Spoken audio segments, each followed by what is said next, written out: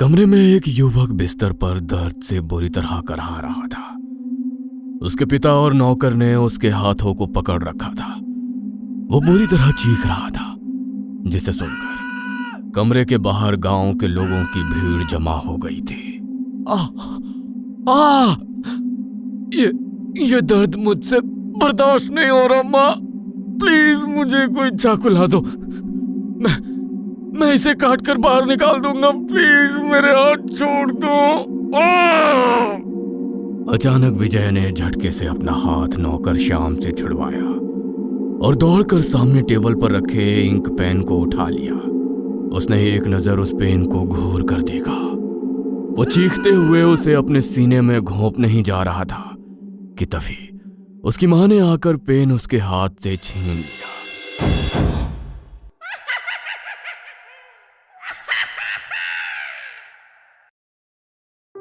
विजय एक 30 साल का पढ़ा लिखा लड़का था।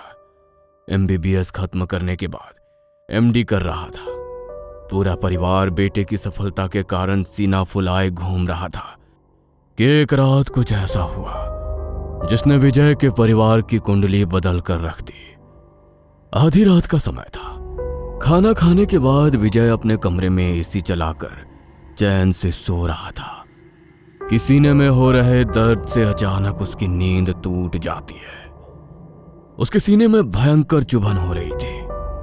देखते ही देखते दर्द हद से बढ़ने लगा और 20 डिग्री पर चलते AC के बाद भी विजय पसीने से लथपथ होकर बिस्तर पर लेट कर कराहने लगा।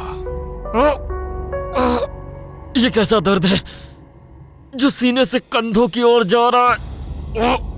ऐसा लगता है कोई रेंगने वाला कीड़ा नसों के भीतर रेंग रहा है। दर्द विजय की बर्दाश्त से बाहर होता जा रहा था। लाख कोशिश के बाद भी अब विजय की चीखें उसके कमरे से बाहर तक सुनाई दे रही थी। बेटा क्या हो रहा है? कुछ तो बताना। तू किसी अच्छे डॉक्टर का पता बोल, हम अभी बुलवाते हैं। अचानक क्या हो गया मेरे बच्चे को? कोई डॉक्टर कुछ नहीं कर पाएगा। ये कोई सामान्य दर्द नहीं है। ऐसा लग रहा है कोई मेरी नसों को अंदर से कुरेद रहा है। लगता है मेरे सीने की नसें फट जाएंगी।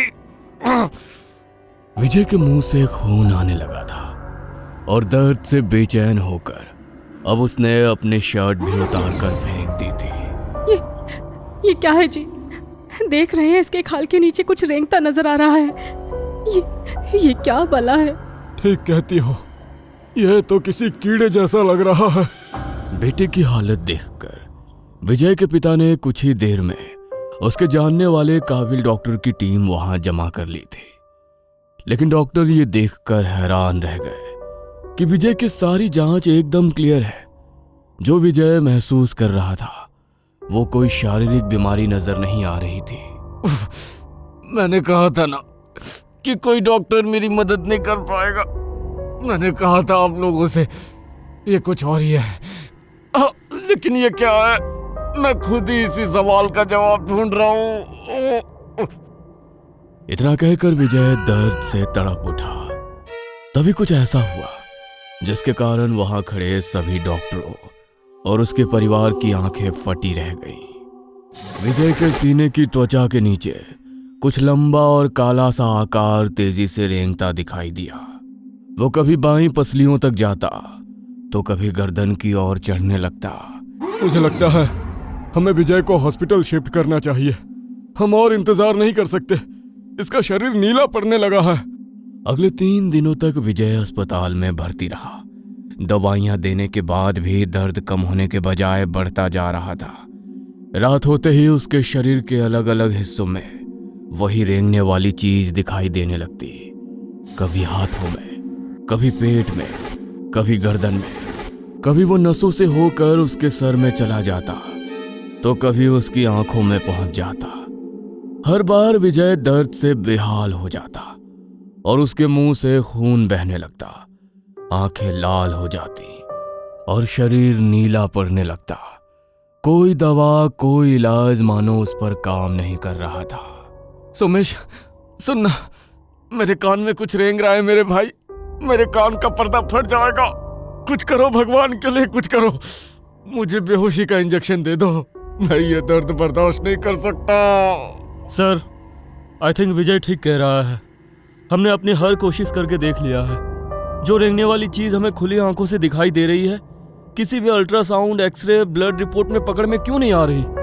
अगर हम उसका दर्द कम नहीं कर सकते तो कम से कम उसे नींद का इंजेक्शन ही लगा दीजिए।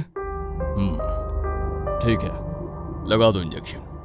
विजय की फैमिली को बुलाओ, मुझे उनसे बात करनी है। कुछ पता चला विजय कब तक ठीक हो जाएगा? आखिर ये क्या बीमारी हुई है मेरे बेटे को? अंकल, आप खुद एक डॉक्टर के पिता हैं, मजबूत इंसान हैं और समझते हैं कि हम डॉक्टर्स बस कोशिश ही कर सकते हैं। क्या हुआ है उसे? कुछ बोलोगे? पिछले 3 दिन में उसका वजन 13 केजी कम हो गया है। आंखें गहरे गड्ढों में धंस गई हैं, शरीर से मांस गायब हो गया है। मुझे कहते हुए तकलीफ हो रही है, लेकिन शायद वो चंद दिनों का मेहमान है। आप अपने जानने वालों को बुलवा लीजिए। दवा काम नहीं कर रही, दुआ का ही सहारा बचा है शायद। हालांकि खबर किसी वज्रपात सी उनके सीने पर लगी थी।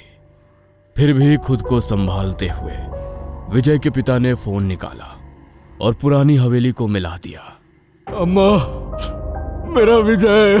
क्या हुआ मेरे लाल को? भगवान जाने क्या हुआ। तुम आखिर बार देख लो उसे, कल का कोई भरोसा नहीं। डॉक्टर है लल्ला मेरा, उसे कौन बीमारी पकड़ेगी? हिम्मत रख, सब ठीक होगा। मैं आती हूँ। अम्मा पहली गाड़ी से अस्पताल पहुंच गई थी। सामने बिस्तर पर जो लेटा था, उसकी हालत देख कोई नहीं कह सकता था ये वही विजय है जो 3 दिन पहले तक अस्पताल में बैठा मरीज देख रहा था। जर्जर शरीर, बेजान आंखें। दादी ने विजय को एक नजर देखा और उनके माथे पर बल पड़ गए। वो लड़खड़ाती कमरे से बाहर आई और अपने बेटे के सामने जा खड़ी हुई। ये बीमारी नहीं है, इस पर मारण टोटका किया गया है। माँ, आप ये कैसी बातें कर रही हैं? आज के जमाने में ये कैसे हो सकता है? बरसों पहले अपनी आंखों से ये सब होते देखा है मैंने। उसके शरीर में भी ऐसे ही कुछ रेंगता था। बाद में पता चला कि किसी ने उसकी जान लेने के लिए तांत्रिक क्रिया करवाई थी। अगर अभी भी मेरी बात पर यकीन नहीं है तो यहाँ से सीधा घर चलो, तुम्हें खुद यकीन हो जाएगा।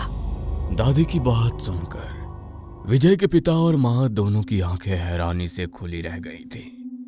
घर पहुंचकर कमरा चेक करो विजय का, उसके बिस्तर या अलमारी में जरूर कुछ मिलेगा। विजय के पिता ने बेटे की बेड की अच्छे से तलाशी लेना शुरू किया। गद्दा, चादर सब हटाने के बाद बेड के नीचे की तरफ उन्हें 2 नींबू लाल कपड़े में बंधे नजर आए, जिन पर लौंग को गाड़ा गया था। ये क्या है? ये कहां से आया? ये नींबू है जिनका प्रयोग टोटकों में किया जाता है। जल्दी ही कुछ करना होगा, वरना बहुत देर हो जाएगी। लेकिन माँ, आपको ये सब कैसे पता है? और कौन करेगा मेरे बच्चे पर टोटका? चलो मेरे साथ, ये वक्त बातों में समय खराब करने का नहीं है। किसने किया, क्यों किया, ये बात की बात। अभी लल्ला की जान बचाओ। दादी अपने बेटे सूरज को लेकर एक तांत्रिक के पास पहुंची और उस तांत्रिक को सारी परेशानी कह सुनाई। बाबा ने जल की कुछ बूंदें मंत्र की शक्ति से अभिमंत्रित की और उसे सूरज को देकर कुछ समझाया। सूरज आनन फानन में उस जल को लेकर अस्पताल पहुंचा। विजय को होश आ गया था और वो बेड पर लेटा बुरी तरह से करा रहा था। सूरज ने उस जल को विजय के शरीर पर छिड़क दिया। जल की बूंदें गिरते ही विजय अचानक दर्द से चीख उठा। उसका शरीर ऐसे जल उठा मानो किसी ने तेजाब फेंक दिया हो। यह नजारा देख सूरज का चेहरा गंभीर हो गया। उसने साथ लाई भभूत विजय के माथे पर लगाई और तेज कदमों से फिर से बाबा के आश्रम पहुंच गया। आपका कहना सत्य था बाबा। जो मैंने देखा वो अप्रत्याशित था। पानी की बूंदें कैसे तेजाब बन गई? किसी ने लड़के पर मारण क्रिया करवाई है। तंत्र के माध्यम से एक शक्ति इसके प्राणों से बंधी हुई है। जब तक उसे रोका नहीं गया, वे धीरे धीरे इसकी नसों से गुजरकर अंदर ही अंदर उसके रक्त और मांस को खाती रहेगी और इसकी जीवन शक्ति को नष्ट करती रहेगी। लेकिन ऐसा कौन करेगा? विजय ने तो कभी किसी का बुरा नहीं किया। बाबा ने आंखें बंद कर ध्यान लगाया। दुश्मन बाहर का नहीं, घर के बहुत करीब का है। अगर सच जानना चाहते हो तो भीतर की ओर ध्यान लगाओ। अभी सबसे पहले वो स्थान ढूंढना होगा जहां पर यह क्रिया की गई है। क्या आपके घर के आसपास कोई शमशान भूमि है? हाँ, कुछ दूरी पर है। उसी शमशान की मिट्टी की बनी एक गुड़िया तुम्हारे आंगन में आम के पेड़ के नीचे गाड़ी गई है। जाओ और उसे लेकर यहां आओ। अगर आज शाम से पहले उसे नहीं खोज पाए तो मैं कुछ नहीं कर पाऊंगा।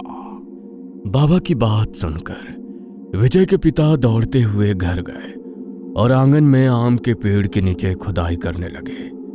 कई घंटों की खुदाई के बाद उन्हें एक लाल कपड़े में बंधा मिट्टी का पुतला दिखाई दिया, जिसमें विजय के बाल, नाखून और तस्वीर दबाकर मिट्टी में गाड़ा गया था। पुतले के सीने में लोहे की 7 कीलें ठोकी हुई थी। विजय के पिता उस पुतले को लेकर बाबा के पास पहुंचे। अस्पताल चलो, अपनी आंखों से देखना टोटका क्या होता है। अस्पताल पहुंचकर जैसे ही बाबा ने पहली कील निकाली, बाबा के सामने बेड पर लेटे विजय ने लंबी सांस ली। दूसरी कील निकली तो उसके शरीर में रेंगती हुई आकृति गायब होने लगी और 7वीं कील निकलते ही पुतले में अचानक आग लग गई और बाबा को एक झटका सा महसूस हुआ। उसी क्षण विजय के शरीर से मानो कोई भारी बोझ उतर गया। जले हुए पुतले के अवशेष लेकर बाबा ने एक ताबीज में भरकर अपने पास रख लिया। लेकिन बाबा, आखिर ये क्रिया किसने और क्यों की? और ये राख, इसका आप क्या करेंगे? ये क्रिया किसने की, इसका जवाब तुम्हारे अतीत में छिपा है। बस इतना समझ लो, अतीत में इसी टोटके ने तेरे किसी अपने की जान ली थी। उसी ने अपने जख्मों का बदला लेने के लिए यह किया है। और ये राख, इसका प्रयोग मैं इस क्रिया को वापस उसी इंसान पर उलटने के लिए करूंगा।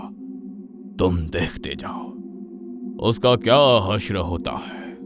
बाबा की बात सुनकर दादी कुछ देर तक पत्थर बनी अपनी जगह खड़ी रही। कहते हैं ना, अपने अतीत से भाग पाना आसान नहीं होता। इंसान के बुरे कर्म कभी उसका पीछा नहीं छोड़ते। बरसों पहले मैंने एक बाबा के पास तंत्र मंत्र की सिद्धि ली थी। अक्सर गांव के लोग भूत प्रेत, बाधा, टोटका वगैरह की काट करवाने के लिए मेरे पास आया करते थे। मुझे भी लोगों की मदद करना बहुत अच्छा लगता था, लेकिन मेरे ससुराल में कोई मेरे इस काम को पसंद नहीं करता था। मेरी सास जेठानी, उन्हें यही लगता था कि मैं जाने क्या टोटका उनके ऊपर छोड़ दूंगी। इसीलिए ना वो मेरे घर आती, ना अपने बच्चों को मेरे घर आने देती। यहाँ तक कि मेरा छुआ पानी तक नहीं पीती थी। दिन बीत रहे थे, फिर एक दिन मेरे सामने एक ऐसी घटना हुई कि मुझे समझ ही नहीं आ रहा था कि इसका निपटारा किस तरह किया जाए। मेरे सामने एक लड़के को लाया गया जो मरणासन अवस्था में था। नई शादी हुई थी। पति की हालत देख उसकी नवविवाहित पत्नी दहाड़े मार कर रो रही थी और इसकी चीखों से मेरा कलेजा कांप रहा था। मैंने अपनी विद्या से ये तो जान लिया था कि ये कोई शक्तिशाली टोटका है जो किसी ने उस लड़के की जान लेने के लिए उस पर छोड़ा है, लेकिन मैंने सिर्फ काली नज़र को काटने का टोटका ही सीखा था। ये तंत्र काट पाना मेरे बस का नहीं था। माई, मेरे पति की जान आपके हाथ में है। मैंने सुना है आप अपने मंत्रों से सब कुछ कर सकती हैं। बस बस किसी भी तरह मेरे पति को वापस पहले जैसा कर दो। मैं सारी जिंदगी आपके दरवाजे एक पैर पर खड़ी रहूंगी, आपके चरणों की धूल को अपने माथे लगाऊंगी। अपनी विद्या से उस टोटके का उपाय ढूंढने की मैंने बहुत कोशिश की, लेकिन मैं असफल रही। उस लड़के की हालत दिन पर दिन बिगड़ती जा रही थी। हट्टा कट्टा लड़का सूख कर ठूंठ हुआ जा रहा था। मैं जानती थी कि इस तरह के टोटके करके उन्हें एक विशेष जगह पर गाड़ दिया जाता है। जब तक वो गड़ा हुआ टोटका ना मिल जाए, उसे काटना असंभव होता है। मैंने वो जगह खोजने का बहुत प्रयास किया, लेकिन बहुत खोजने पर भी मुझे वो जगह नहीं मिली जहां पर टोटका करने के बाद उसे गाड़ा गया था। इस लड़के पर मारण क्रिया की गई है, जिसे काटा नहीं जा सकता। इसीलिए मैं अब इसका उतारा करूंगी। इस लड़के के आंगन की मिट्टी और किसी ताज़ी चिता की राख लेकर आओ। लड़के के बाल और नाखून भी लगेगा, और उसके बाद मैं बताती हूँ कि क्या करना है। मैंने आंगन की मिट्टी लेकर एक कच्ची गुड़िया बनाई। उसमें उस लड़के के बाल और नाखून लगाकर एक मानव खोपड़ी में शमशान से लाई राख भरी और उसे उस लड़के के ऊपर से उतार कर उसके साथ बताशे और मिठाई रखकर चौराहे पर रखवा दिया। ख्याल रहे, चाहे जो हो जाए, इस उतारे को खुद से दूर किए बिना किसी की बात का जवाब ना देना। हो सकता है कोई शक्ति आकर तुम्हारा ध्यान भटकाने की कोशिश करे, लेकिन तुम्हें ना मुड़कर देखना है, ना किसी की बात का जवाब देना है। लेकिन ये सामान रखना कहाँ है? गांव के बाहर जो पुराना शमशान है, उसके सामने वाले चौराहे पर रखवा देना। उधर आजकल कोई जाता नहीं है। अगले 24 घंटे तक वो शक्ति उस गुड़िया में बंधी है। इस समय जिसने भी उसे छुआ वो उसी के ऊपर हावी हो जाएगी। इसीलिए कोशिश करो निर्जन स्थान पर ही ये रखा जाए। लड़के के पिता दादी के बताए अनुसार भरी दोपहर सारी सामग्री चौराहे पर रखने के लिए निकल पड़े। तभी उन्होंने सुना कोई पीछे से बार बार उनका नाम पुकार रहा था। यह आवाज कोई मुझे पुकार रहा है शायद। नहीं, यह जरूर कोई छलावा है। मैं पीछे नहीं मुड़ूंगा। खुद को संभालते हुए वे चौराहे की ओर बढ़ रहे थे। अभी वो कुछ ही दूर पहुंचे थे कि उनके पूरे शरीर में भयंकर दर्द होने लगा।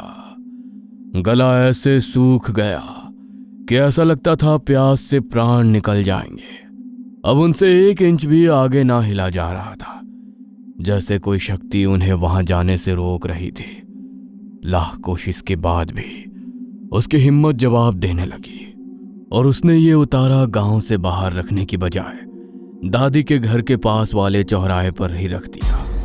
और फिर वो लौट आया, लेकिन उसने दादी को ये नहीं बताई कि उतारा रखने वो गांव के बाहर नहीं गया।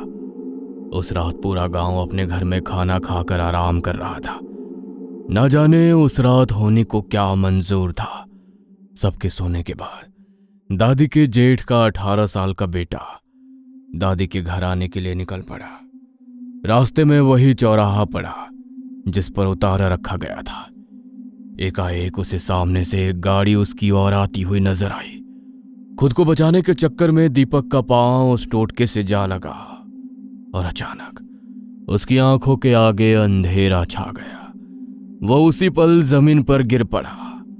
पूरे गांव में शोर मच गया।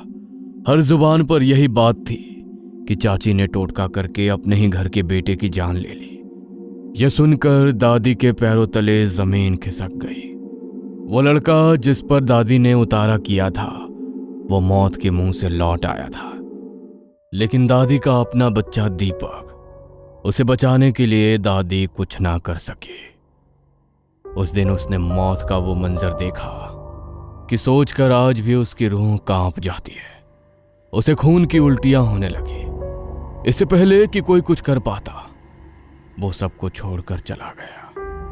मुझे इतना गहरा सदमा लगा कि मैंने इस काम से सदा के लिए हाथ खींच लिए।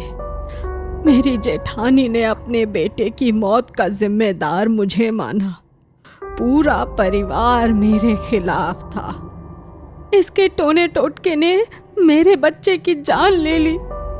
डायन है ये, मेरे बच्चे को खा गई। वो मुझे बद्दुआ दे रही थी, लेकिन मैं पत्थर बनी वहां खड़ी थी। आखिर वो माँ थी। उनके लिए वो क्षण उनकी अपनी मौत से भी ज्यादा कष्ट देने वाला था। इस कलंक से अपने आप को दूर करने के लिए ही हम यहाँ दूसरे कस्बे में आकर रहने लगे। मैं तो वक्त के साथ सब भूल गई, लेकिन शायद वो कभी नहीं भूली। बरसों बीत गए, उम्र गुजर गई, लेकिन उनके बेटे की मौत का जख्म शायद कभी भरा ही नहीं। और इसीलिए अपने जवान बेटे की मौत का बदला लेने के लिए उन्होंने ये सब किया। वो मुझे भी वही तकलीफ देना चाहती है जो उन्होंने सही। तो चिंता मत कर, अब मैं ये मरण तंत्र उसी पर उल्टा कर दूंगा जिसने विजय पर यह टोटका किया था। ऐसी मौत होगी उसकी कि 7 पुश्तें किसी पर तंत्र कराने से पहले सोचेंगी। नहीं, उन्होंने अपने बेटे की मौत का पहाड़ जैसा दुख देखा है। मुझे उनसे कोई शिकायत नहीं। कुछ दिन पहले ही पता चला था उनका अंतिम समय नजदीक है। शायद मरने से पहले वो अपना बदला लेना चाहती थी ताकि सुकून से मर सके। जाने दीजिए बाबा, मेरा बच्चा ठीक हो गया। मुझे और कुछ नहीं चाहिए। कुछ महीनों बाद विजय पूरी तरह स्वस्थ हो गया था। पहले की तरह अपनी पढ़ाई करने लगा था। दादी की बात सच थी। कुछ ही दिनों में दादी की जेठानी की मौत की खबर भी सुनाई थी। शायद उनके प्राण इसी में अटके थे कि वो अपने जवान बेटे की मौत का बदला लिए बगैर ये दुनिया नहीं छोड़ पा रही थी। कहने को सब ठीक हो गया था, लेकिन आज भी उस रात को याद करके विजय, उसके माता पिता और दादी कांप उठते हैं। विजय तो मारण क्रिया से बच गया, लेकिन क्या हर व्यक्ति इतना भाग्यशाली होता है? क्या आपने कभी चौराहे पर टोटका रखा हुआ देखा है?